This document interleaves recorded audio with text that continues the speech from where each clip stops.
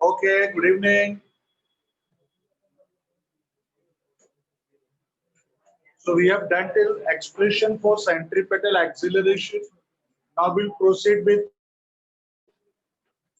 Okay, चलो. So यहाँ देखो सब लोग, हम लोगों ने जो सेंट्रीपेटल एक्सीलरेशन का एक्सप्रेशन फाइंड आउट किया है, उसमें और भी तो एक्सप्रेशंस है साथ में, tangential acceleration and all, but अभी नहीं करते बेटा. पता है क्यों? आप लोगों का डेरिवेटिव अभी तक हुआ नहीं है, तो उसके ट्रिक्स नहीं समझेंगे आप. तो don't worry, same topic 12th में भी है, आपको पता है. सेम टॉपिक 12th में भी है. There will do it, don't worry. ठीक है, सभी हम लोग आ जाते हैं. सेंट्रीपेटल फोर्स के बारे में भी हम लोगों ने पढ़ा. What I think so we have studied about centripetal force. पता है ना, सेंट्रीपेटल फोर्स एक ऐसा फोर्स है जिसके बिना सर्कुलर मोशन पॉसिबल नहीं है. क्यों पॉसिबल नहीं है? बिकॉज सर्कुलर मोशन एक ऐसा मोशन है जिसमें हमारे मोशन का डायरेक्शन एवरी पॉइंट पे चेंज होता है, और वो चेंज करने के लिए क्या चाहिए बोलो? Force. Hence, for every circular motion, one force is needed. किस लिए चाहिए? उसका डायरेक्शन चेंज करने के लिए. और उसके फोर्स को क्या बोलते हैं? Centripetal force. हम लोगों ने और भी बहुत सारे एग्जांपल्स डिस्कस किए हैं लास्ट लेक्चर्स में. पहला जो हमारे प्लैनेट्स का मोशन है, रिवोल्यूशन आई मीन, वो किसकी वजह से होता है? सन और प्लैनेट के ग्रेविटेशनल फोर्स की वजह से. वो ग्रेविटेशनल force हमें देता है required centripetal force for circular motion of the planets around the sun. Electrons, electrostatic force of attraction provides required centripetal force. हम लोग हमारा BMW, फरारी, ऑडी लेके जो जाते हैं सर्कुलर पाथ पे, वहां पर भी तो हमको सेंट्रीपेटल फोर्स चाहिए ना बेटा. कौन देता है बोलो? Force of friction between tyres of the vehicle and the road surface. Yes, हम जो बचपन में स्टोन को स्ट्रिंग से टाई करके ऐसा बॉल कर करके फेंकते थे, वो जो स्टोन सर्कुलर मोशन कर रहा है उसको रिक्वायर्ड सेंट्रीपेटल फोर्स कौन देता है? Tension in the string. अगर टेंशन नहीं होगा, उसके अंदर टेंशन क्रिएट ही नहीं होगा, आई मीन उसको सेंट्रीपेटल फोर्स ही नहीं मिलेगा और सर्कुलर मोशन ही नहीं होगा. यस और नो? ठीक उसी तरह से होता है सेंट्रीफ्यूगल फोर्स. इनफैक्ट मुझे यहाँ पे मैं को डिस्टिंग्विश लिख के दे रहा आप लोगों को. जैसे मैंने यहाँ पे ऑलरेडी क्या पढ़ा है आपको? Centripetal force. उसी तरह से हम पढ़ेंगे centrifugal force. Any idea about centrifugal force? क्या है बेटा सेंट्रीफ्यूगल फोर्स? क्या है पता आप लोगों को? मुझे पता है कि आप लोगों को 100% पता है, रोज एक्सपीरियंस भी करते. सोच के देखो, हम लोग बस में बैठते हैं, ऐसे बस में बैठे रहते हैं, जैसे ही बस वाले ने लेफ्ट टर्न लिया, राइट वाले को धक्का मारने का चांस मिल जाता. लाइक उसने राइट टर्न लिया कि लेफ्ट वाले को धक्का मारने का चांस मिलता. सच सच बताना बेटा, सच सच बताना, आप लोग जानबूझ कर धक्का मारते? नहीं, थप्पड़ नहीं मिलेगा बाद में. तो डेफिनेटली हम लोग जानबूझ के नहीं करते बेटा. बस बस मेरी बातों को सुनो ध्यान से. हम जानबूझ के किसी को पुश या पुल नहीं करते. हमारी बॉडी को फोर्स एक्सपीरियंस होता है. टू बी वेरी फ्रेंक, बाजू वाले के बॉडी को भी फोर्स एक्सपीरियंस होता है. दोनों जान सब होता है ना, सब टिल्ट हो जाता है. कब? जब हमारा बस वाला या कार वाला लेफ्ट टर्न या राइट टर्न लेता है. तो मान लो बेटा, इन चिशोरी बातों को छोड़ो. मान लो आप आपके BMW में बैठे हो, ड्राइवर इन व्हाइट यूनिफॉर्म ड्राइव कर रहा है, आप चुपचाप आराम से बैठे हो. क्या वो ड्राइवर लेफ्ट टर्न लेगा तो आपको राइट के साइड में फोर्स एक्सपीरियंस नहीं होगा? होगा. राइट टर्न लेगा तो लेफ्ट के साइड में फोर्स एक्सपीरियंस नहीं होगा? होगा. और इसी को हम लोग बोलते हैं सेंट्रीफ्यूगल फोर्स. तो सेंट्रीफ्यूगल फोर्स वो है which is acting along the radius but away from the center. और वो सिर्फ तभी होगा जब सर्कुलर मोशन होगा. अगर सर्कुलर मोशन नहीं होगा तो सेंट्रीफ्यूगल फोर्स भी नहीं होगा बेटा. फिक्स कर लो माइंड में. जब कभी भी सर्कुलर मोशन होगा तो ही सेंट्रीफ्यूगल फोर्स होगा, नहीं तो नहीं होगा। जैसे मैंने पहले एग्जांपल दिया बस वाला, हम बस में बैठते हैं, अपनी कार में बैठते हैं, लेफ्ट टर्न लेंगे राइट के साइड पे, राइट टर्न लेंगे लेफ्ट के साइड, मतलब सेंटर के अपोजिट साइड में हमको फोर्स एक्सपीरियंस होता है। टर्न लेते हैं मतलब एक तरह से कर्व पाथ पे जा रहे हैं ना, सर्कुलर पाथ पे जा रहे हैं ना। हम स्ट्रेट पाथ पे जाते हैं तो बाजू की तरफ फोर्स एक्सपीरियंस होता है क्या? नहीं होता। मतलब एक चीज प्रूव हो जाती है कि जब कभी भी सर्कुलर मोशन होगा तो ही सेंट्रीफ्यूगल फोर्स होगा, नहीं तो नहीं होगा। दूसरा एग्जांपल, कभी किसी मोटरसाइकिलिस्ट को देखा है? मोटर बहुत सारे लोगों को देखा है, कर्व पाथ पे जाते हुए ऐसे ऐसे सर्कुलर पाथ पे अगर वो जाएगा ना बेटा, तो अपने बॉडी को सेंटर की तरफ ऐसे ऐसे ऐसे बेंड करके जाता है, ऐसे बेंड करता है। देखो एकदम स्लो स्लो जाएगा तब तो प्रॉब्लम ही नहीं, बट अगर थोड़ा भी फास्ट जाएगा तो उसको अपनी बॉडी को सेंटर की तरफ ऐसे लीन करना पड़ता है, अपनी बॉडी को ऐसे बेंड करता है टुवर्ड्स द साइड। क्यों करता है बेटा? What is the reason behind it? एक सिंपल सी बात है, बहुत तरह हाथ दे इधर, बेटा मैं आपको ऐसा पुल कर रहा हूँ, आप आगे की नहीं, देखो आगे की नहीं, ऐसा आगे की नहीं। अगर आप चाहते हो कि यहाँ पे ना आओ कंफर्टेबल, अगर आप चाहते हो कि आप यहाँ पे ना आओ, इस साइड पे ना आओ, तो आप अपने बॉडी पे किधर फोर्स अप्लाई करोगे? इसी लाइन में दूसरे ऑपोजिट साइड पे, बराबर है कि नहीं? तो उसी तरह से जैसे ही वो मोटरसाइकिलिस्ट सर्कुलर पाथ पे जाता है, सर्कुलर पाथ पे जाता है बेटा, उसको सेंट्रीफ्यूगल फोर्स उठा के बाहर फेंकने की कोशिश करता है। बट वो बाहर जाना चाहेगा क्या? किसी के दुकान के अंदर घुसना चाहेगा क्या? नहीं। तो उस फोर्स को बैलेंस करने के लिए अपने बॉडी को बेंड करता है टुवर्ड्स द साइड। बेटा फॉर्मूला रेस देखो, फॉर्मूला रेस, चपटी चपटी गाड़ियां होती है, कितना फास्ट वो लोग भगाते हैं और कितना शार्प टर्न लेते हैं बेटा, आया ना? देख बाउंस दो ना अपना, कोई किसी बात नहीं। ये देखना बेटा, ये देख, ये देख, ऐसा मान ले तेरा फॉर्मूला रेस वाला कार है, ऐसे चपटी चपटी कार भी होती है ना, ऐसे एकदम शार्प टर्न लेता है इसे। बेटा अगर ऐसा शार्प टर्न नहीं ले लिया अच्छी बात है, कभी कभी ऐसा शार्प टर्न लेने को जाते हैं, उनका देख कार ऐसा ऐसा ऐसा, कैच पकड़ बेटा, तू कैच पकड़, ध्यान से कैसा ऐसा ऐसा उड़ता है, देख ध्यान से देखो, ऐसा उड़ता है कैसा, ऐसा कार उड़ जाता है बाहर। Have you seen that? देखा बेटा, ऐसा ऐसा ऐसा घूम को उड़ जाता है बेटा कार। कौन फेंकता है उसको बाहर? Centrifugal force. याद रहेगा सेंट्रीफ्यूगल फोर्स कौन है? तो सेंट्रीफ्यूगल फोर्स वो है जो कभी भी सर्कुलर मोशन करने वाले बॉडी पे ही एक्ट, बाकी और किसी बॉडी पे एक्ट नहीं होता। और वो किधर एक्ट होता है? Along the radius, away from the side. देखा होगा बेटा, हम लोग ना अपने कार में शॉक से एक ऐसा पेंडुलम लगाते, पेंडुलम लगा देते, हम स्ट्रेट पाथ पे जाते रहते हैं तो बीच में ऐसा लटका रहता है।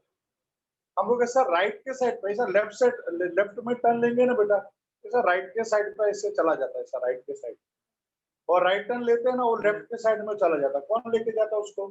सेंट्रीफ्यूगल। ये विजुअलाइज हो रहा है सबको? सेंट्रीफ्यूगल फोर्स विजुअलाइज हो रहा है? पक्का सबको विजुअलाइज हो रहा है, कोई दुविधा नहीं है सेंट्रीफ्यूगल फोर्स में। फाइन। और कोई एग्जांपल? पता आइस स्केटिंग करते, आइस स्केटिंग, ऐसा हाथ में ऐसा दो रॉड रहता है, ऐसा ऐसा आगे आगे जाते रहते हैं।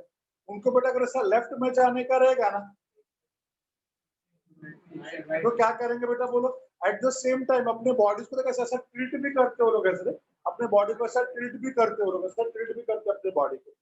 हैव यू सीन और नॉट?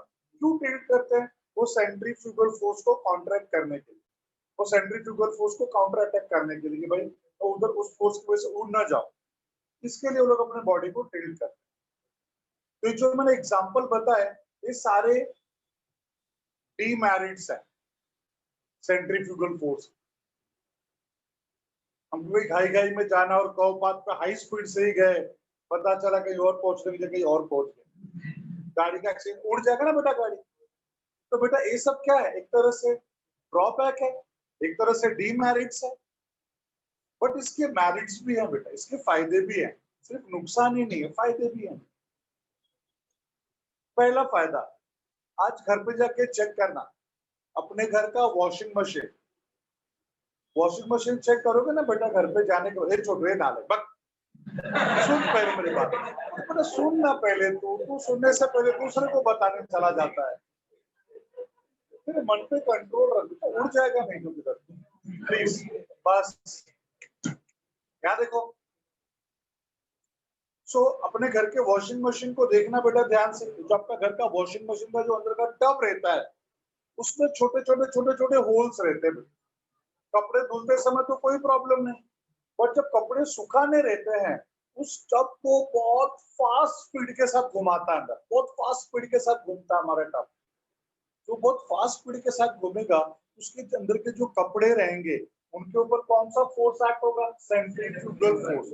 इसकी वजह से जाके ऐसे ना वॉल पे ऐसे ऐसे चिपक जाएंगे वॉल के ऊपर सारे कपड़े, और उन छोटे छोटे होल्स में से इतने बड़े बड़े कपड़े तो पास नहीं हो सकते, बट कपड़ों के अंदर के वाटर मॉलिक्यूल्स निकल जाएंगे कि नहीं, और हमारे कपड़ों के सारे वाटर मॉलिक्यूल्स बाहर निकल गए, हमारा कपड़ा सूख जाता है। समझे बेटा क्या है, एक तरह से एडवांटेज है। देखा होगा बेटा मम्मी हमारे लिए मक्खन बनाते हैं, मक्खन अगले के अगले महीने में भोगी आएगा, पता है ना भोगी, भोगी पता ना आप लोगों को, ये भोगी नहीं पता रे, एनीवन इज महाराष्ट्रियन भैया, भोगी 14 को पता है ना, बहुत सारे वेजिटेबल्स मिला के वेजिटेबल, हाँ, और वो ये बनाते हैं भोगी बनाते हैं, वो भोगी में मक्खन वगैरह लोग नहीं लग के खाते हैं, यानी है बस इससे। तो बेटा वो जो मक्खन होता है ना, मम्मी कैसे मक्खन बनाते बेटा बोलो, दूध में या दही में, पता ना ऐसा रहता है, उसको क्या बोलते हैं हम लोग, कोई रही बोलता है, कोई मथनी बोलता है, उसको जो बोलना बोलता है आई डोंट नो, सब अलग अलग बोलता है।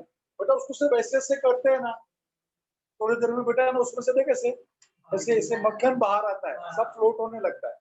What is the reason behind it, वो अगर ऐसे ऐसे कर रहे हैं तो अंदर का जो ऐसा उसके स्ट्रिप्स है वो ऐसे ऐसे सर्कुलर मोशन कर रहे हैं, सर्कुलर मोशन कर रहे हैं, तो अंदर के सारे दूध के ऊपर कौन सा फोर्स एक्ट होगा, सेंट्रीफ्यूगल।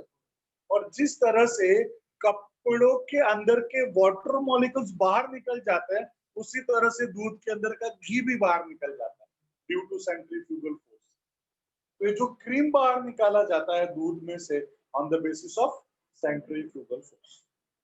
तो सेंट्रीफ्यूगल फोर्स का एडवांटेज भी है, डिसएडवांटेज भी बेटा दोनों भी है, याद रहेगा। तो विजुअलाइज हुआ सेंट्रीफ्यूगल फोर्स क्या है, तो centrifugal force is a force which is acting along the radius away from the centre. दूसरी बात, पहला पॉइंट अगर बोलना होगा ना डिस्टिंग्विश का पहला पॉइंट, तो पता मैं पहला पॉइंट क्या बोलूंगा, मैं पहला पॉइंट बोलूंगा centripetal force is a real force, ये रियल फोर्स है, और centrifugal force is non real force और सूडो फोर्स और इमेजिनरी फोर्स, तीनों भी बोल सकते हैं, इमेजिनरी भी बोल सकते हैं, सूडो भी बोल सकते हैं और नॉन रियल भी बोल सकते हैं। सर ये तीनों कैसे बोलेंगे, या इसको नॉन रियल क्यों बोलते हैं पहले वो बताओ, क्योंकि तीनों का मतलब एक ही है, इमेजिनरी बोलो, सूडो बोलो और नॉन रियल बोलो, तीनों का एक ही मतलब है बेटा। देखो इसको हम लोग ना नॉन रियल क्यों बोलते हैं, वो जरा समझने का कोशिश करो। अभी इनको मैंने इस तरह से पुल किया, उधर से इधर आ गए कि नहीं, भाई मैं जिधर फोर्स अप्लाई किया तो इनके बॉडी के ऊपर फोर्स एक्सपीरियंस हुआ और मूव हो गया है। जो हमारे प्लैनेट्स मूव होते around the sun, gravitational force है जो सेंट्रीपेटल फोर्स दे रहा है, इलेक्ट्रॉन्स मूव हो रहे हैं, इलेक्ट्रोस्टैटिक फोर्स है, हम मूव हो रहे सर्कुलर पाथ पे, फोर्स ऑफ फ्रिक्शन है, स्टोन सर्कुलर पाथ पे घूम रहा, स्ट्रिंग के अंदर का टेंशन है, मतलब यहाँ पे कोई ना कोई ओरिजिन है सेंट्रीपेटल फोर्स का, लेकिन सेंट्रीफ्यूगल फोर्स का कोई ओरिजिन ही नहीं है। आप सोच के देखो, आप आपके बीएमडब्ल्यू में बैठे हो, ड्राइवर ड्राइव कर रहा है, मैंने बोला ना लेफ्ट टर्न लेते ही आपको राइट के साइड पे और राइट टर्न लेते ही लेफ्ट के साइड में फोर्स एक्सपीरियंस होता है।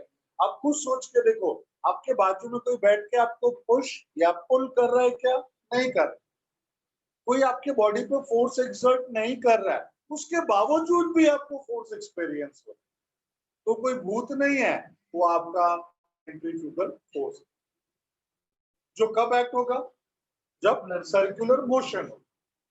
यस, इसके लिए इसको हम क्या बोलते हैं, non real force, imaginary force और सूडो। क्लियर है मेरे बच्चे लोग, सबको क्लियर है, ठीक है। एक काम करो ना बेटा, एक मिनट और, एक फार्मूला भी है यहाँ पे, मैं पहले फार्मूला बता देता, उसके बाद हम लोग ना, मैं डिस्टिंग्विश लिख के दूंगा दोनों के बीच में। जैसे हम लोग बोलते हैं फोर्स बोले तो मास इनटू एक्सीलरेशन, उसी तरह से सेंट्रीपेटल फोर्स इक्वल्स टू क्या हो जाएगा, mass into centripetal acceleration. Yes और no, mass into centripetal acceleration. तो फोर्स का एफ सीपी लिख देता हूं, सफिक्स सीपी बोले तो सेंट्रीपेटल फोर्स, मास के लिए एम।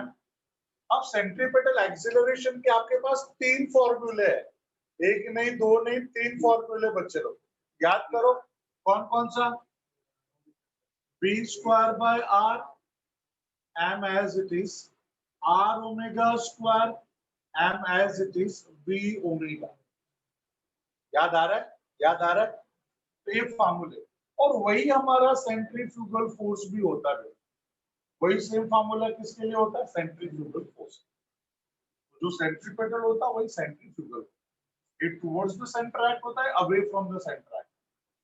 याद रहेगा ये, इसको अपन बाद में लिखने वाले हैं।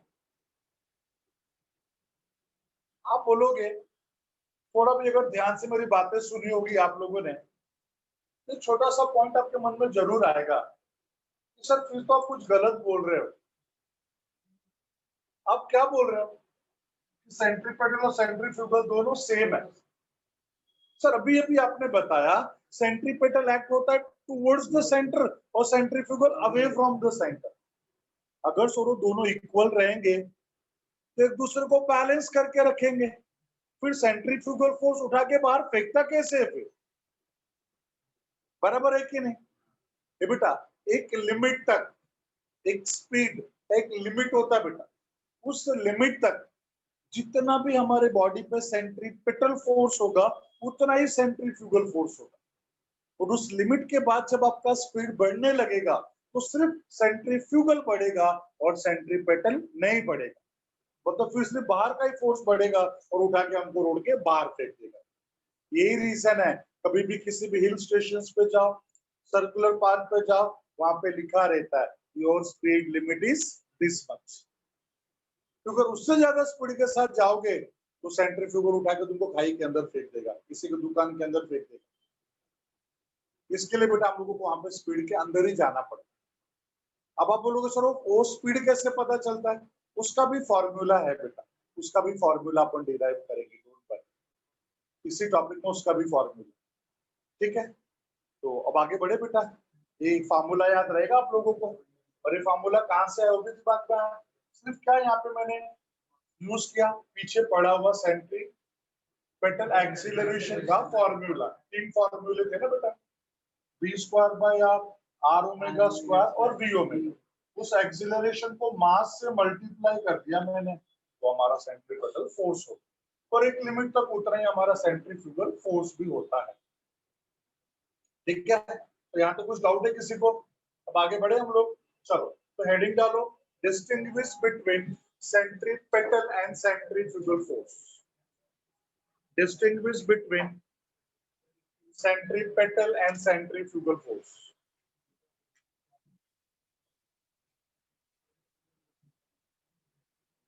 Distinguish between centripetal and centrifugal force.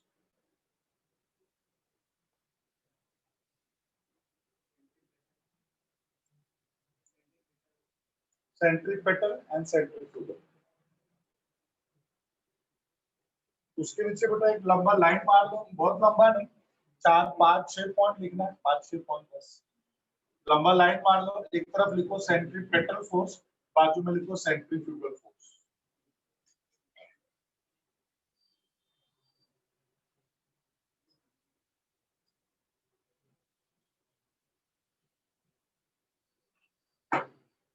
चलो स्टार्ट करें बेटा, फर्स्ट पॉइंट बोलूं मैं, राइट डाउन।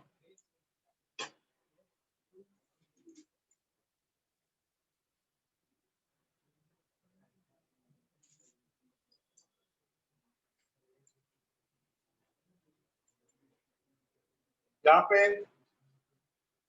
इसमें लिखेंगे सेंट्रीपेटल में फर्स्ट पॉइंट लिखो, centripetal force is a real force, centripetal force is a real force, centripetal force is a real force.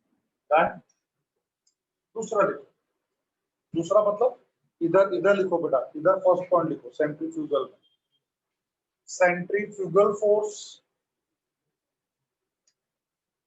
centrifugal force is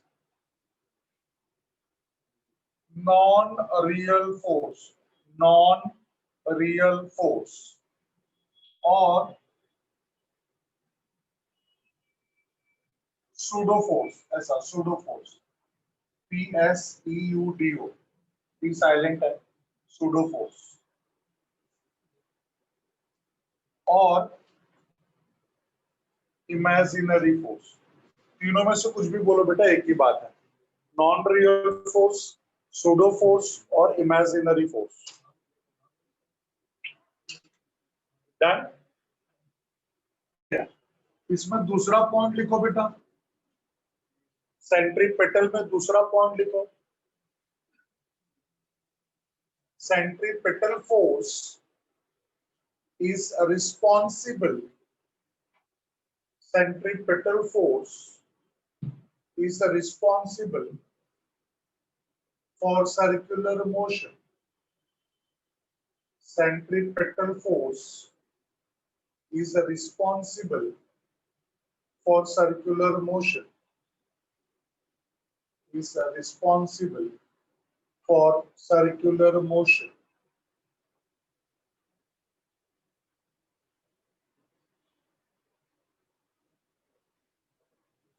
Next मतलब इसमें अगला पॉइंट लिखो, centrifugal force is because of circular motion. Centrifugal force is because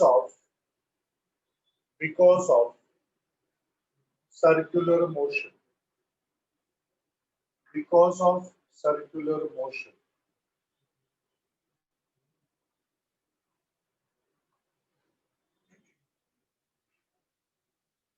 Because of circular motion.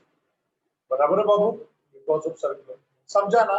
मतलब जब तक centripetal force नहीं होगा, circular motion ही नहीं होगा, और जब तक सर्कुलर मोशन नहीं होगा, तब तक सेंट्रीफ्यूगल फोर्स नहीं होगा। तीसरा point write down.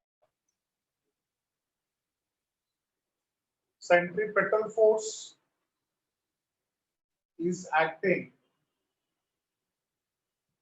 Centripetal force is acting along the radius towards the center. Centripetal force is acting along the radius towards the center. Along the radius towards the center.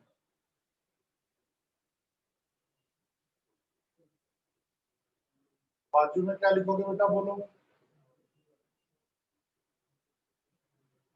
Centrifugal force is acting. Centrifugal force is acting.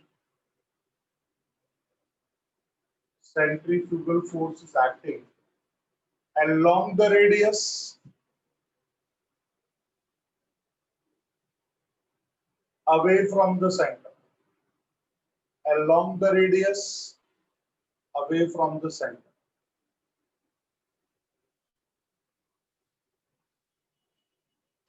बेटा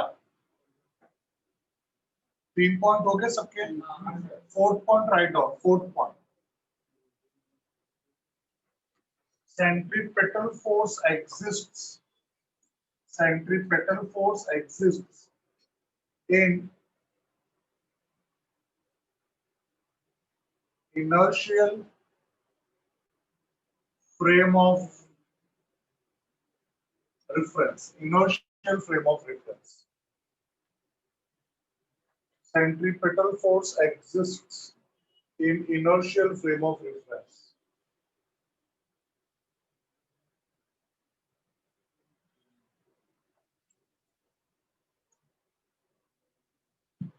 और यहाँ पे लिखो centrifugal force exists. Centrifugal force exists in non-inertial frame of reference. Non-inertial frame of reference.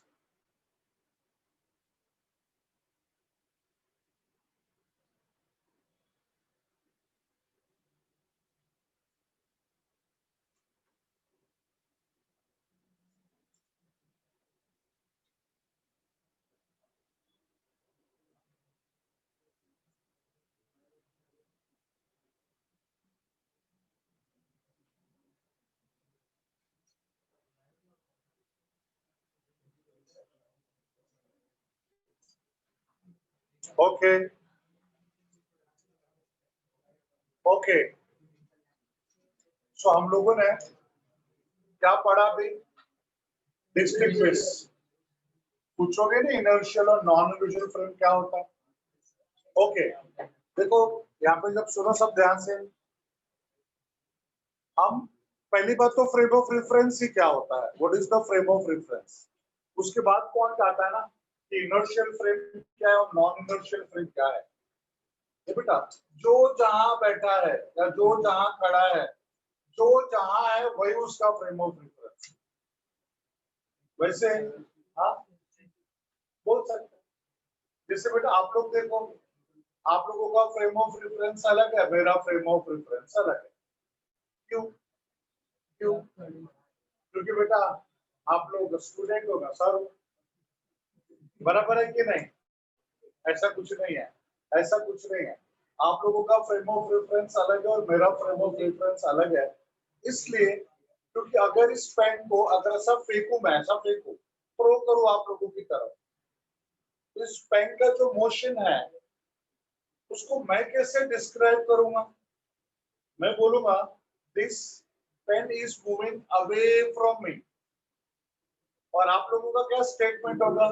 This pen is coming towards us, हमारी तरफ आ रहा है, towards अस।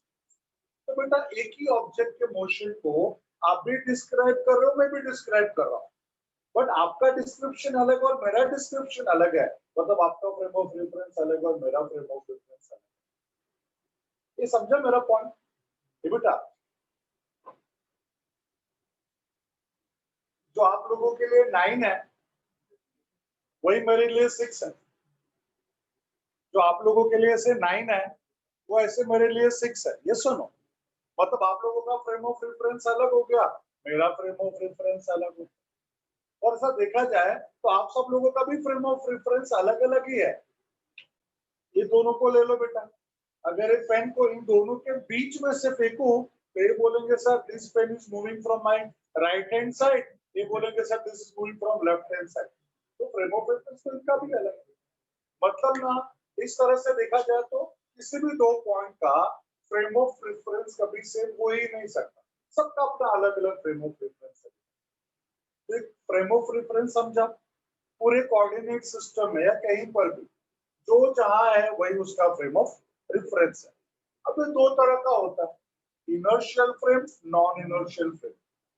Inertial frame जो Newton's first law of motion को ओबे करता है वो है इनर्शियल फ्रेम, और जो Newton's first law of motion को ओबे नहीं करता उसको बोलते हैं non inertial frame of reference. आप लोगों से Newton's first law of motion को ओबे करना मतलब क्या पढ़ा है ना? First law of motion, Newton's का first law of motion, every body continues its state of rest or uniform motion unless it is acted upon by external unbalanced force।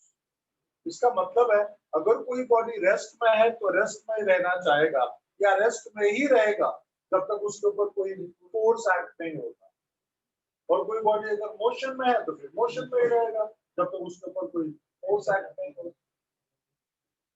तो in short Newton's first law of motion का moral of the story क्या है? Newton's first law of motion का moral of the story क्या है? कि किसी body पे जब मैं ऐसा फोर्स एक्सर्ट करूंगा, ऐसा फोर्स एक्सर्ट करूंगा तो ही उनको फोर्स एक्सपीरियंस होगा। किसी भी बॉडी पर ऐसा फोर्स एक्सर्ट करूंगा तो ही बॉडी को फोर्स एक्सपीरियंस होगा। अगर मैं उसके ऊपर फोर्स एक्सर्ट नहीं करूंगा तो उसको फोर्स भी एक्सपीरियंस नहीं होगा। ऐसा जहां पे होता है उसको हम बोलते हैं इनर्शियल फ्रेम, और नॉन इनर्शियल फ्रेम जहां पे ऐसा नहीं होता, मतलब बिना फोर्स अप्लाई किए ही सामने वाले बॉडी को फोर्स एक्सपीरियंस, जैसा होता है हमारे साथ बसों में, कार में, बाइक पे। जब कभी भी सर्कुलर मोशन करते तो हमारे साथ ऐसा होता है ना, कोई हमारी बॉडी पे फोर्स एक्सर्ट नहीं करता, इसके बावजूद भी हमारे बॉडी को फोर्स एक्सपीरियंस होता है। इसके लिए इसको हम लोग क्या बोलते हैं बेटा, बोलो इसको हम लोग क्या बोलते हैं, बोलो ना। It exist in non inertial frame of reference, क्योंकि यहाँ पे बिना किसी के फोर्स अप्लाई किए बॉडी को फोर्स एक्सपीरियंस। तो इनर्शियल और non inertial frame of reference का मीनिंग सबको समझा, अच्छे सबको समझा। देख बेटा ये 4 पॉइंट, बिकॉज ये 2 मार्क्स के लिए आता है, 2 मार्क्स के लिए आता है एग्जाम में। अगर 2 मार्क्स के लिए आता है तो 4 पॉइंट बस हो गए, और ये 4 पॉइंट लिखना हो गया बेटा, आपका डिस्टिंग्विश तो खत्म हो गया। बट मैं क्या बोलता हूँ, आप लोग ऐसा एक फार्मूला लिख लो, और उसके बाद और मैं 2-3 पॉइंट लिख के देता हूँ, 3-3 पॉइंट और लिख के देता हूँ। और वो 3 पॉइंट कैसा है, आपके रेफरेंस के लिए, आप लोगों के लिए, उसको एग्जाम में लिखने की जरूरत नहीं। एग्जाम में 4 पॉइंट लिख दिया, हमको 2 मार्क्स मिल गया, कोई प्रॉब्लम नहीं। ठीक है, तो इसको लिख लो पहले, बीच में कहीं लिख लो, फिर हम लोग लाइन मार के और 3-3 पॉइंट लिखेंगे, सेंट्रीपिटल और सेंट्रीफ्यूगल।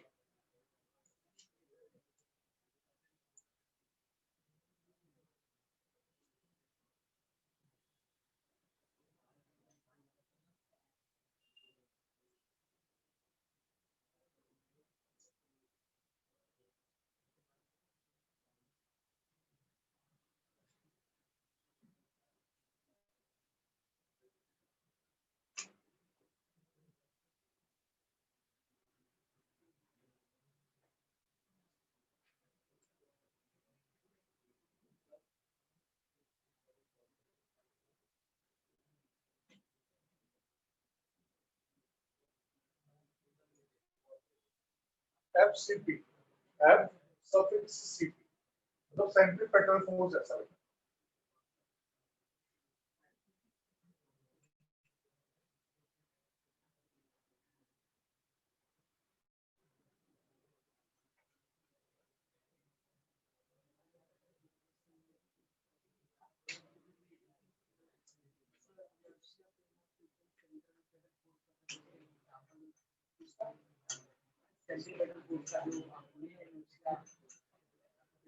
हाँ, inertia।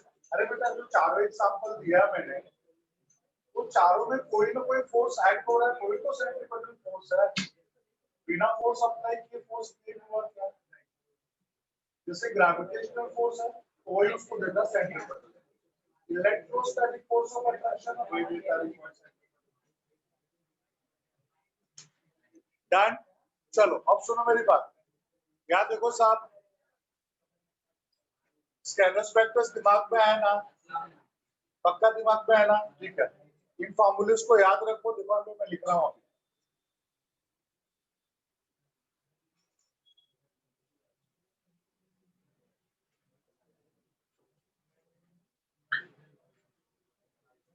यहाँ देखो, सेंट्रीपिटल का फॉर्मूला है यहाँ पे F C P, vector sign लिखा बेटा, ध्यान से देखो, लिखने को मत जाओ। यहाँ देखो पहले F C P, centripetal force, that is equals to हमारा फॉर्मूला है एम आर ओमेगा स्क्वायर। सही है गलत है? Is it correct? आप बोलो सही बोल रहे हो। यस, ये गलत है। गलत इसलिए कि यहाँ पे मैंने कुछ गलत लिखा है, इसके लिए गलत नहीं है, फॉर्मूला वाइज सही है, बट लॉजिकली क्यों गलत है? यहाँ पे वेक्टर और यहाँ पे वेक्टर नहीं है। Vector should be equals to vector, vector yes, vector should be equals to vector. तो क्या करें बेटा, यहाँ पे हम क्या यूज कर सकते हैं, यूनिट वेक्टर। यहाँ पे किसका यूनिट वेक्टर यूज कर सकते हैं, बट आई जे क्या पता नहीं ना, एक्स एक्सिस है, वाई एक्सिस है, जेड एक्सिस है। लेकिन एक बात तो क्लियर है ना, ये सेंट्रीपेटल फोर्स किधर भी होने दो बेटा, सेंट्रीपेटल फोर्स किधर से भी एक्ट होने दो, ऐसा एक्ट होने दो, ऐसे ऐसे ऐसे ऐसे ऐसे ऐसे और ऐसे, किधर से भी एक्ट होने दो, एक्ट तो अलोंग द रेडियस ही हो रहा है ना, अलोंग द रेडियस ही हो रहा है ना। तो यहाँ पे आर है ना, आर रेडियस वेक्टर, हम उसका यूनिट वेक्टर यूज करेंगे।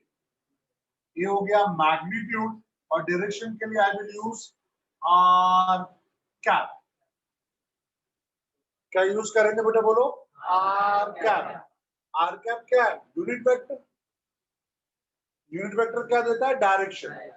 मैंने आर कैप भी क्यों लिया, क्योंकि वो फोर्स हमेशा अलोंग द रेडियस होता है, इसके लिए आर। यस, तो एम आर ओमेगा स्क्वायर यहाँ पे हो जाएगा R cap. Any doubt up to this? Okay, इसको मैं ऐसा लिख सकता हूं क्या, M R omega square vector R upon R भी तो लिख सकता हूं ना।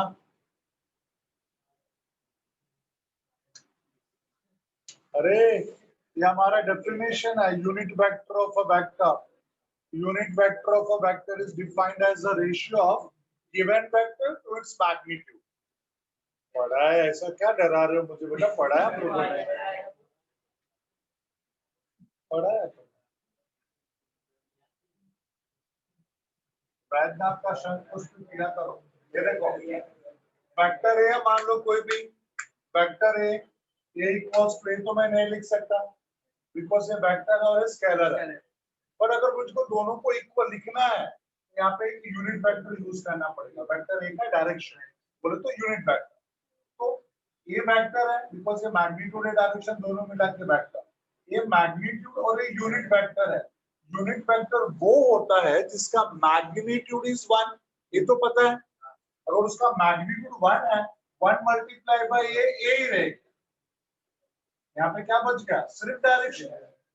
तो सिर्फ मैग्नीट्यूड और ये सिर्फ डायरेक्शन, दोनों को मिला के वेक्टर। तो यहाँ पे एक कैप इक्वल्स टू क्या हो जाएगा, तो वेक्टर ए अपॉन, ये है ना हमारा यूनिट वेक्टर का डेफिनेशन, तो वही मैंने यहाँ पे लिखा, आर कैप को vector R upon R, that is equals to R R through m omega square vector r. Yes, at the same time, minus sign, minus sign, minus sign. पूछोगे नहीं क्यों माइनस साइन? सेंट्रीपेटल फोर्स हमेशा किधर act हो रहा है, सी towards the centre, और radius vector का डायरेक्शन बोलो क्या होता है, always away from the centre. लिख के दिया मैंने, पढ़ाई नहीं किया ना, पढ़ के आने का बेटा। देख मेरी बात सुन, साइंस में अगर आप लोगों को सच में अच्छा करने का है ना, आने से पहले या इधर आके भी बेटा 5 मिनट, सिर्फ 5 मिनट सिर्फ देख लिया ना, लास्ट टाइम क्या क्या पढ़ा था ना, फट से सारा लिंक हो जाता। चेक करके देखो, मैंने लिख के दिया है, जो रेडियस वेक्टर होता है इसका direction always acting away from the centre. Clear है सबको? क्या लिख के दिया पक्का? चलो, तो ये हो गया हमारा सेंट्रीपेटल फोर्स, ये हो गया हमारा सेंट्रीपेटल फोर्स। ठीक है, इसको एक और क्या लिख सकते हैं, centripetal equals to mv square by r। Minus m क्यों है, समझा ना, दोनों का डायरेक्शन अपोजिट है, मैग्नीट्यूड है, डायरेक्शन के लिए सिर्फ r कैप लिख दो और यहाँ पे माइनस लिख दो, हो गया। उसी तरह से तीसरा लिखूंगा fcp इक्वल्स टू m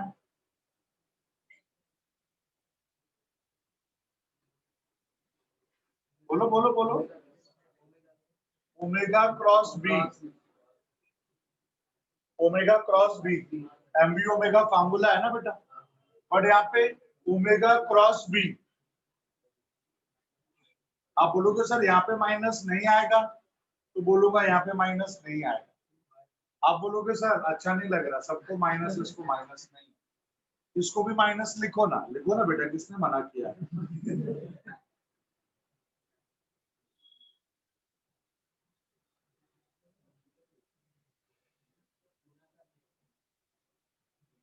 ये फिर हम लोगों ने पढ़ा है क्रॉस प्रोडक्ट, याद करो स्केलर्स वेक्टर्स में,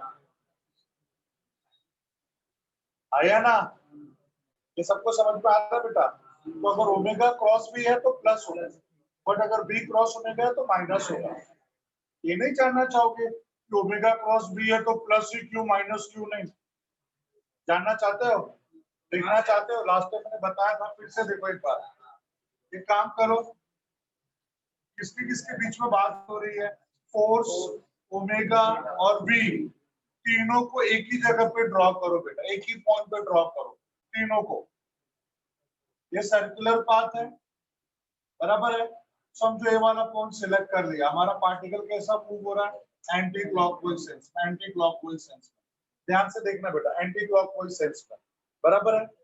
अब इस पॉइंट पे मुझे तीनों भी चाहिए, एफ भी चाहिए, ओमेगा भी चाहिए और वी भी चाहिए। बोलो बेटा यहाँ पे एफ किधर होगा?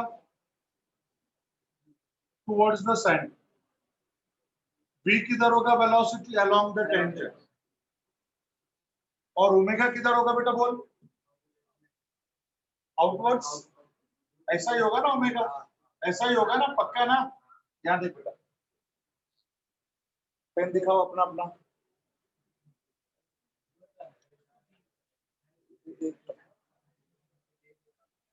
एक और दे दो बाबू।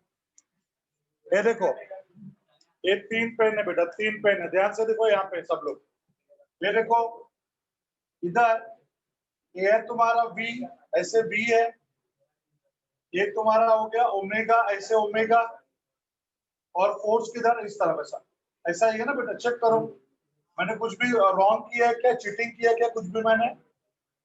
बी टेंजेंट है, ऊपर के साइड है। ओमेगा ऐसा बाहर के साइड है। और ये हमारा क्या है? फोर्स। मुझे किसका डायरेक्शन चाहिए? बोलो। फोर्स का। फोर्स का डायरेक्शन चाहिए। देखो यहाँ पे ध्यान से, फोर्स देखो ऐसे घुमा दिया, देखो ऐसे घुमा दिया, वो फोर्स किधर चल गया? चला गया मेरे तरफ, मेरे तरफ आ गया ना। आप यहाँ पे खड़े रह के आप स्क्रू को, स्क्रू ड्राइवर को राइट हैंड में लेके स्क्रू को ऐसे घुमाओगे अंदर आने के लिए, या ऐसे घुमाओगे अंदर आने के लिए? ऐसे घुमाना पड़ेगा। बट ये है कौन? ओमेगा। ये कौन है?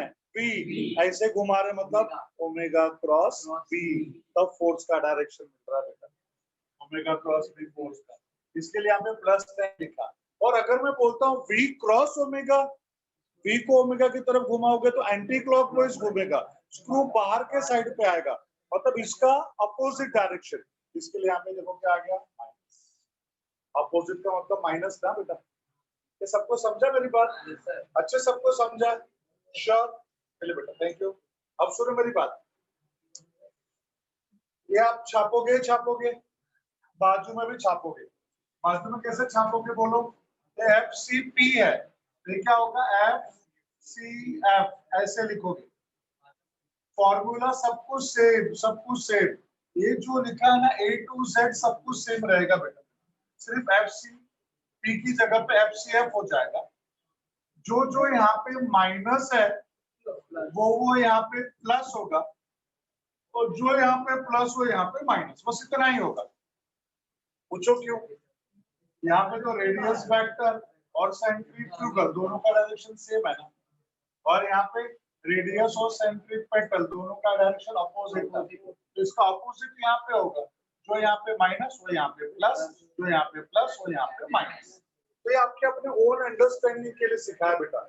डिस्टिंग्विश का 4 पॉइंट तो पहले ही खत्म हो गया था, ये तो आपका नॉलेज थोड़ा और बड़ा है, इसके लिए मैंने लिख के दिया बेटा। इसको लिख लो, और वैसे 3 पॉइंट इधर बाजू में आप लोग पास। ये सबको समझ में आ रहा है क्या? यस? हेलो?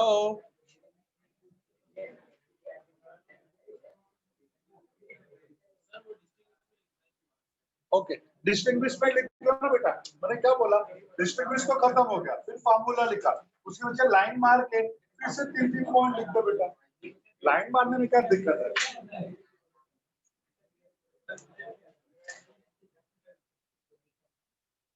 ऐसा करेगा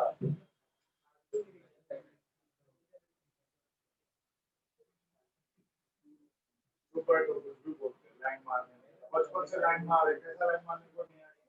एक लोग ना बेटा याद करो, वो बचपन में टीचर सिखाते थे लाइन मारने को, horizontal line, zigzag line, vertical line.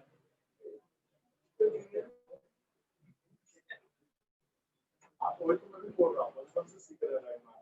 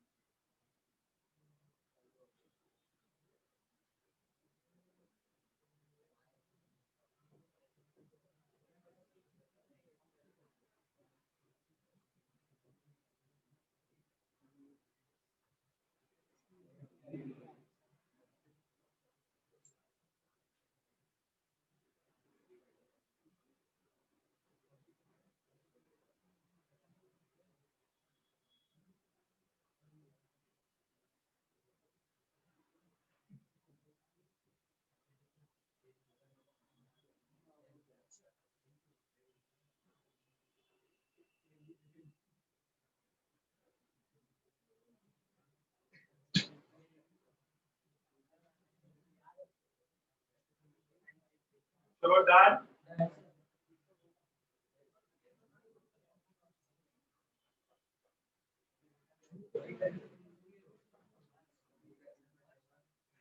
Okay done बेटा एवरीवन।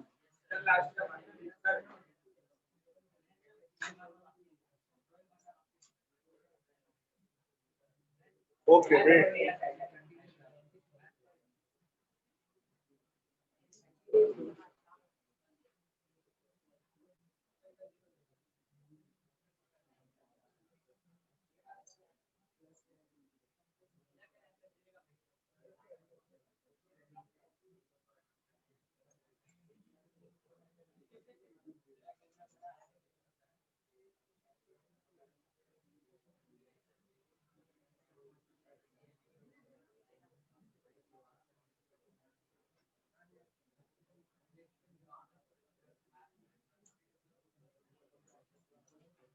ओके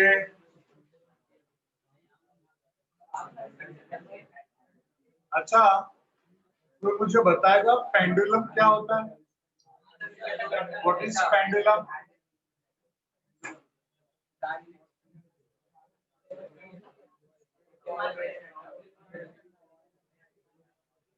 यस, पेंडुलम क्या है?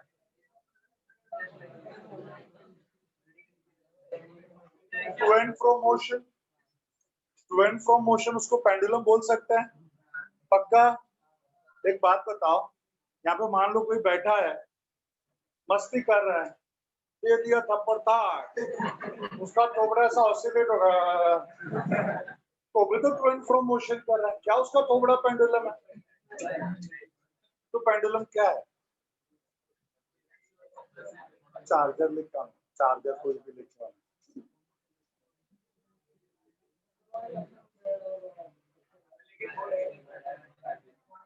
Okay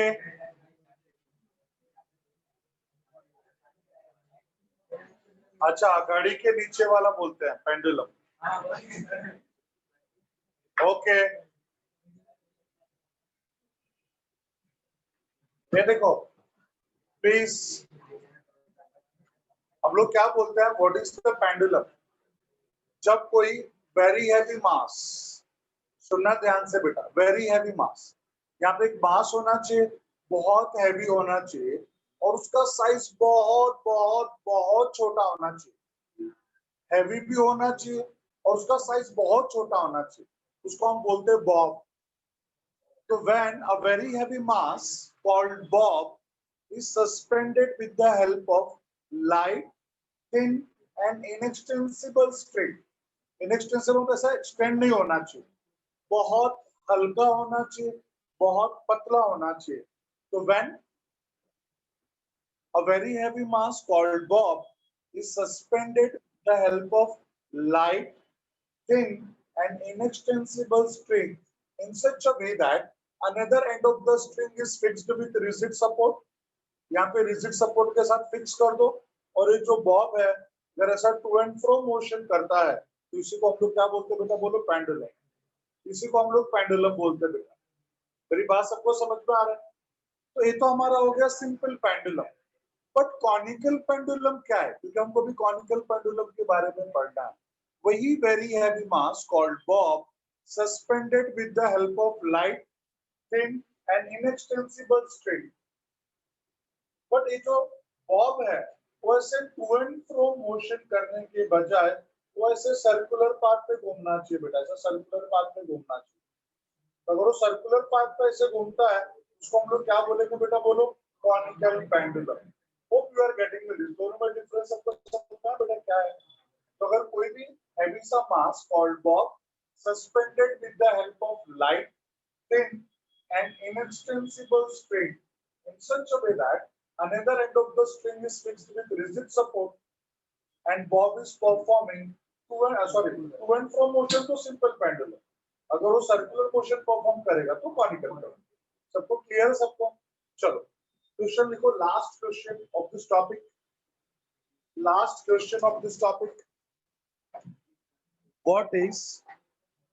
what is conical pendulum what is conical pendulum conical pendulum क्या है CONICAL conical What is conical pendulum?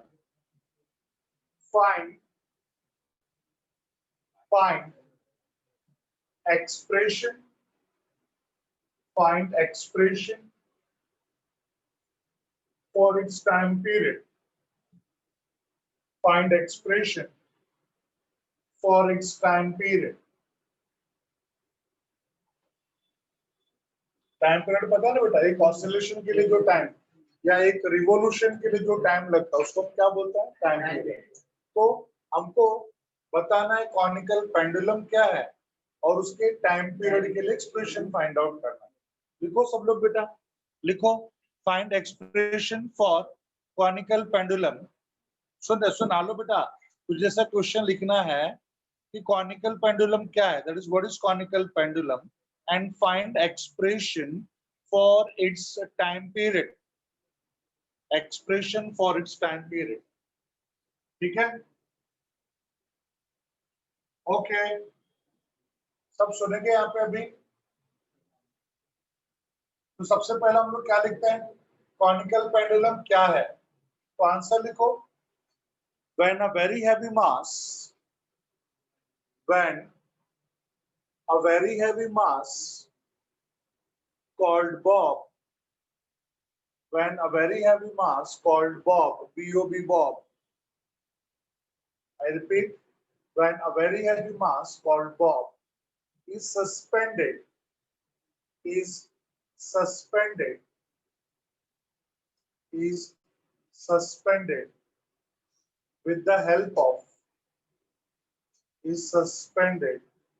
with the help of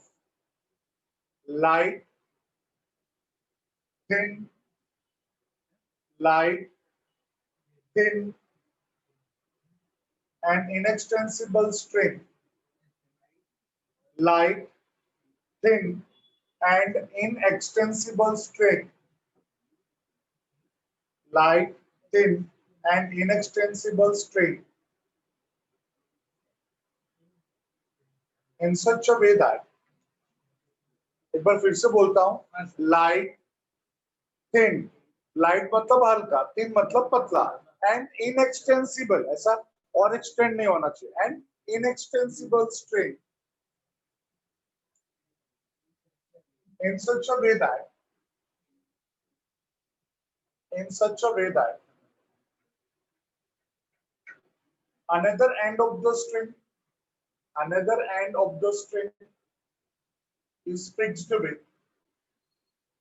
another end of the string is fixed with rigid support another end of the string is fixed with rigid support rigid RIGID, rigid support. Rigid support. And Bob is performing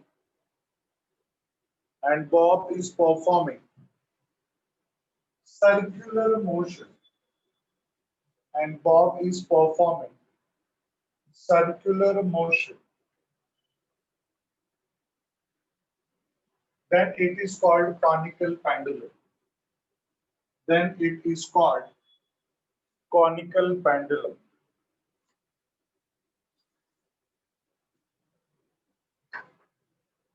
तो यहाँ देखो सब ध्यान से,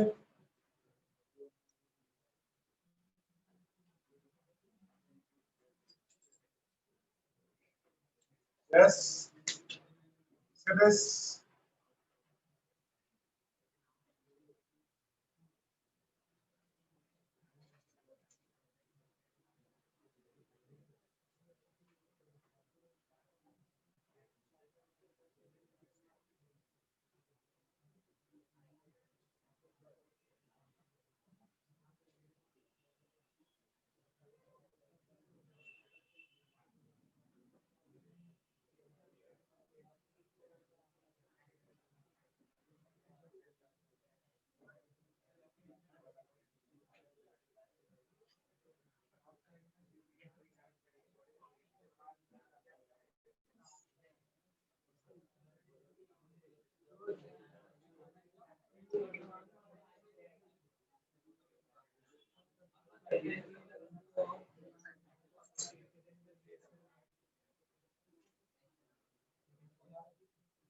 ये देखो, ये हमारा बॉब है जो इस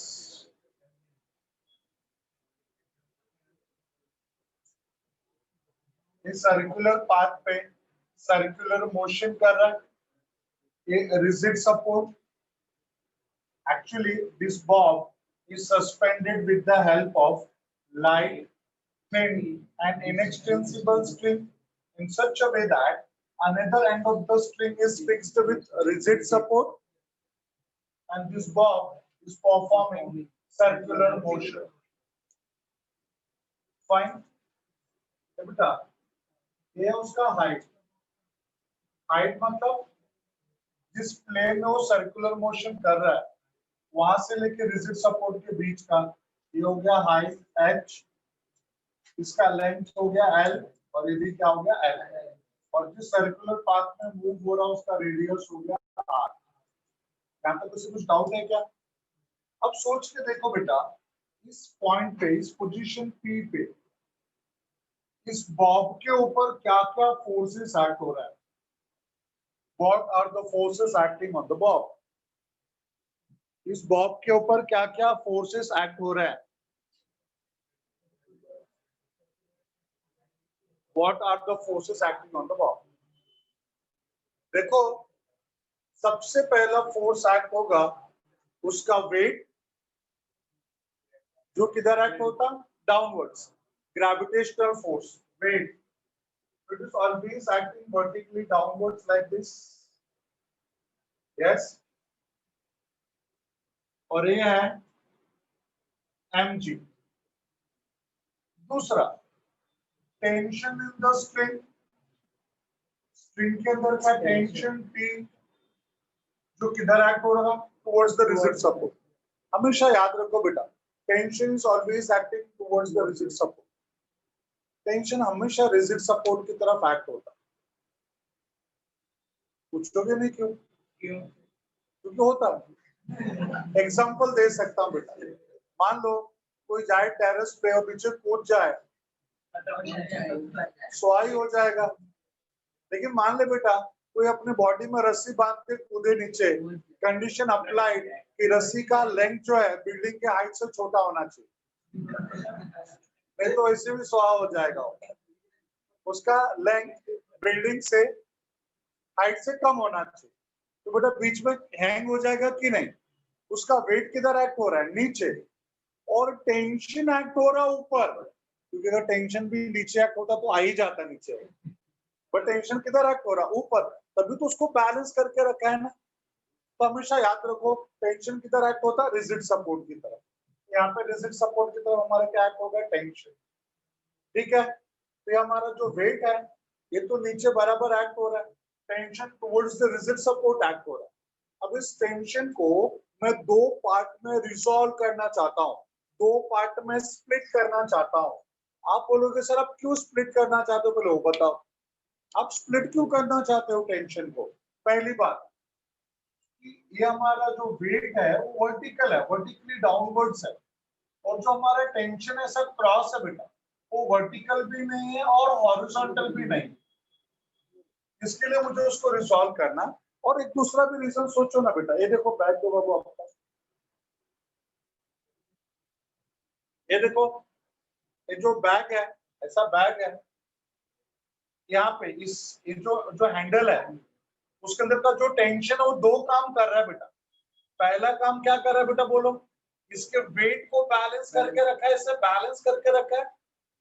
और दूसरा, जब ये बॉब ऐसा सर्कुलर मोशन कर रहा है उसके सर्कुलर मोशन को सेंट्रीपेटल फोर्स चाहिए कि नहीं, और वो सेंट्रीपेटल फोर्स भी कौन देगा, टेंशन।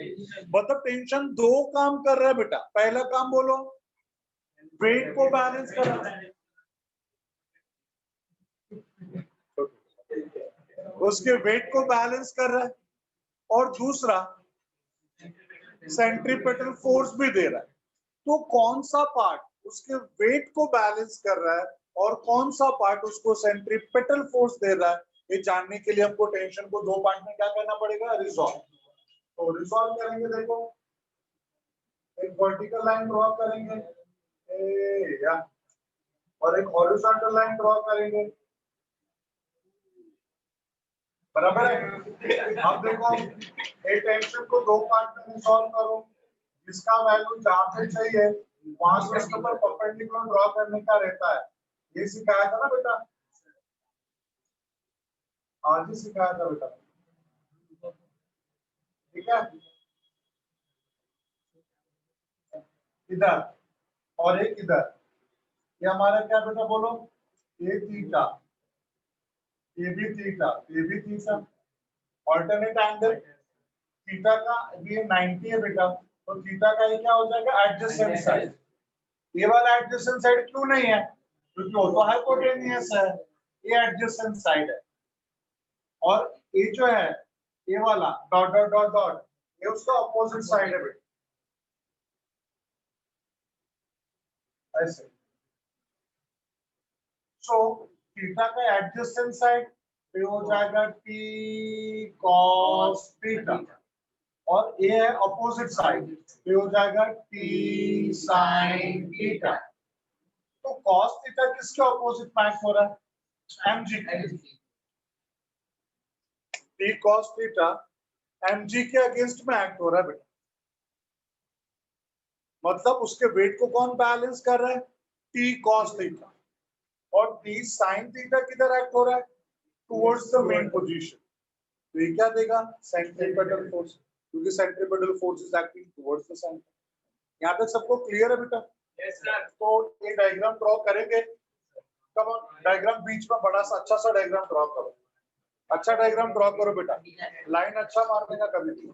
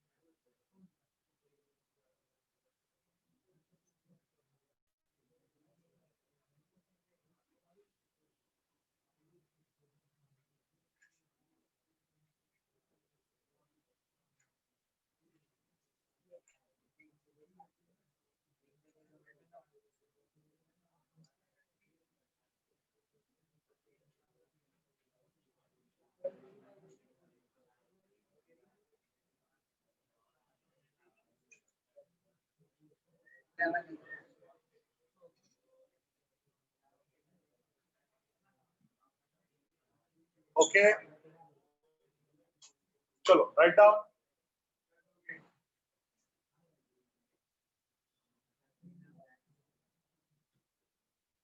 देखो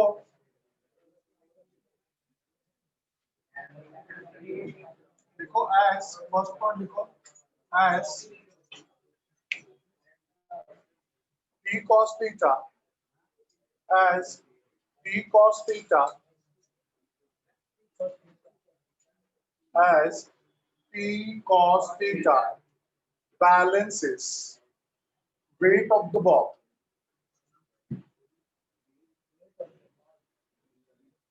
P cos theta balances weight of the ball as sorry,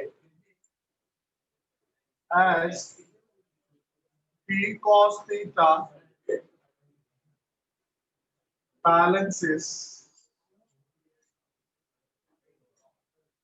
weight of the ball. Therefore, P cos theta equals to mg. ये हो गया इक्वेशन नंबर 1।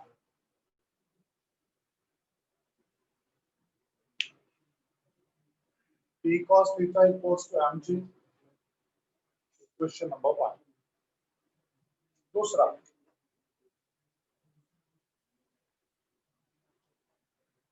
बोलेंगे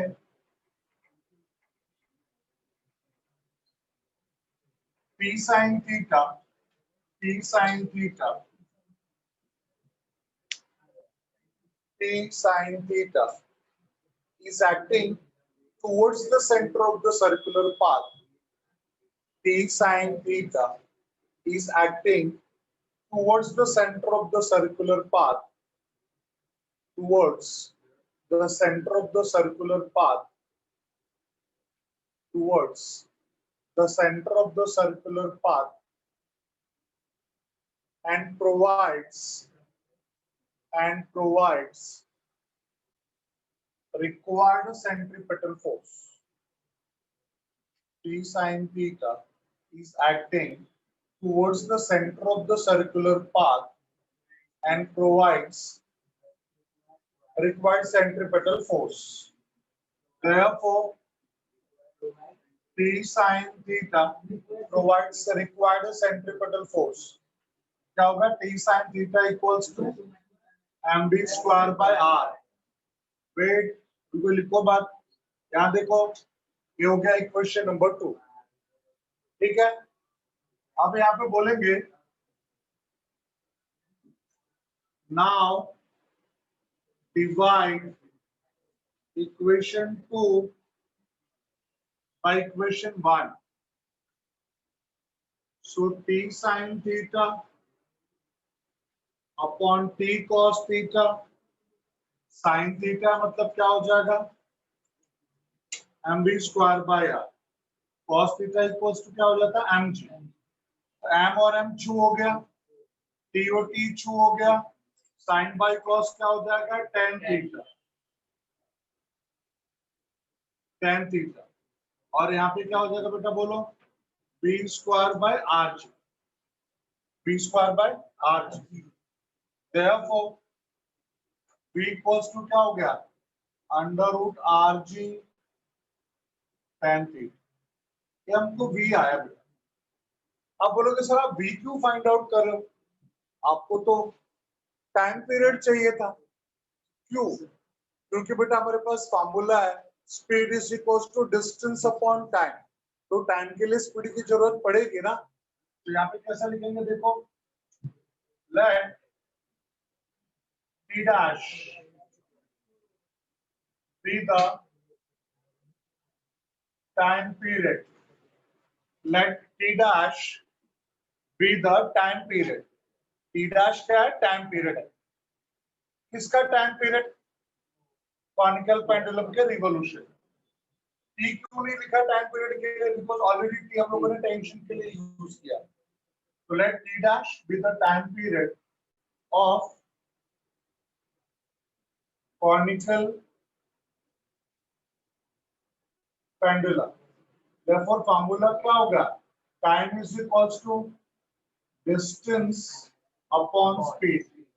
यस, ये तो बाजू में किसी को डाउट होगा तो लिख लेना, टाइम है ना बेटा, time is equals to distance upon speed. आप बोलोगे सर डिस्टेंस को आपने 2 पाई आर क्यों लिखा, क्योंकि एक सरकमफेरेंस एक फुल सर्कुलर पाथ पे रिवॉल्व होगा तो टाइम पीरियड ना। तो T dash is equals to 2 pi R by v। therefore T dash 2 pi R और v की जगह पे क्या लिखूंगा बेटा बोलो, R G tan theta, R G tan। अब क्या करेंगे यहाँ पे देखो, therefore t dash is equals to 2 pi, t dash is equals to 2 pi। इसको मैं ऐसा लिख सकता हूँ, r square upon are G tan theta.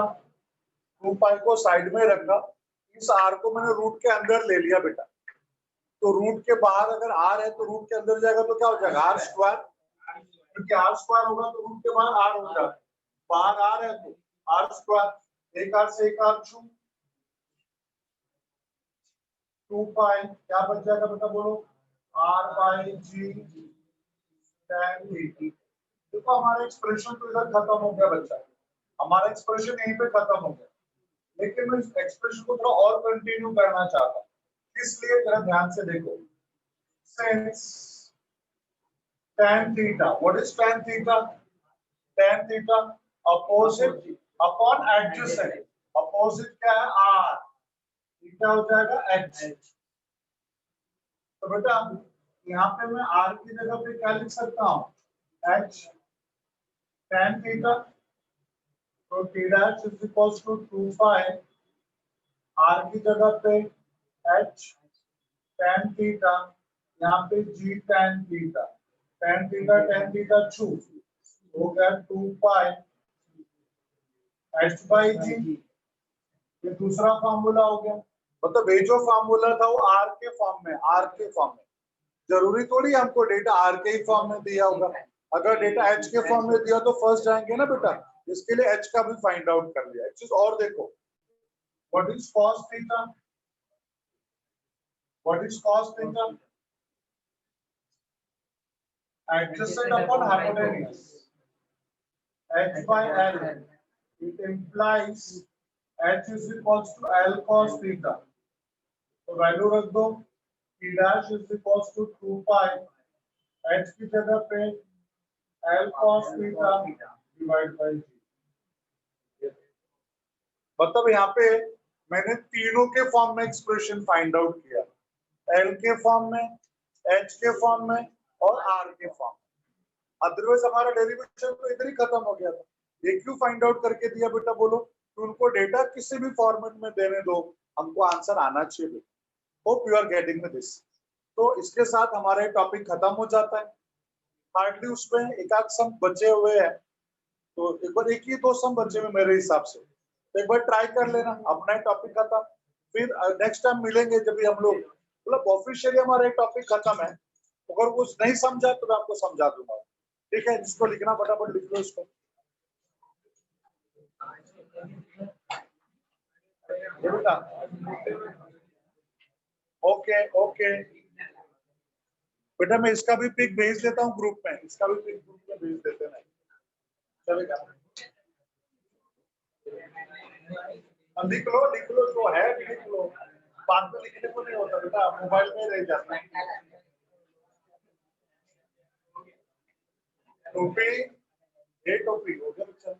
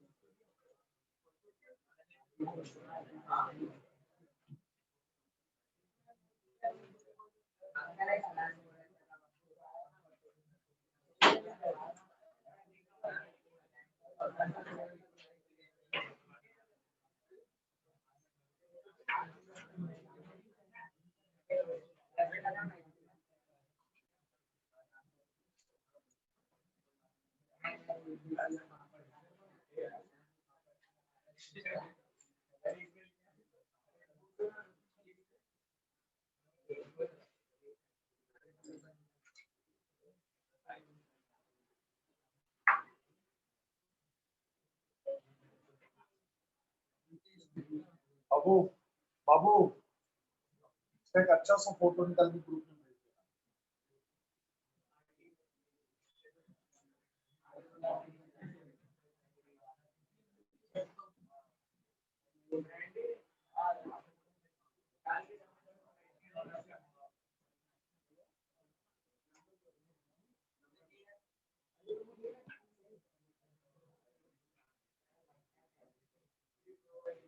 इसका बाकी है लिखने का अभी भी।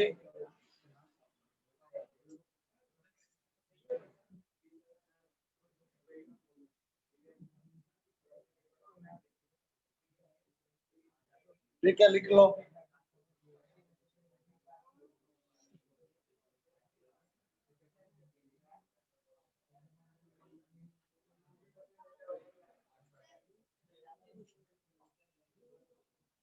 तो बेटा हम लोग ग्रुप में इसका एक फोटो भेज देते हैं, ग्रुप में से लिख लेना आप लोग, ठीक है? और कोई पूछ रहा how to measure the mass, बेटा वो तो मेजरमेंट की बात है, मैंने डिस्कस तो किया था ना, हम कार्बन के एटम के साथ कंपेयर करके मास फाइंड आउट करते थे। यस,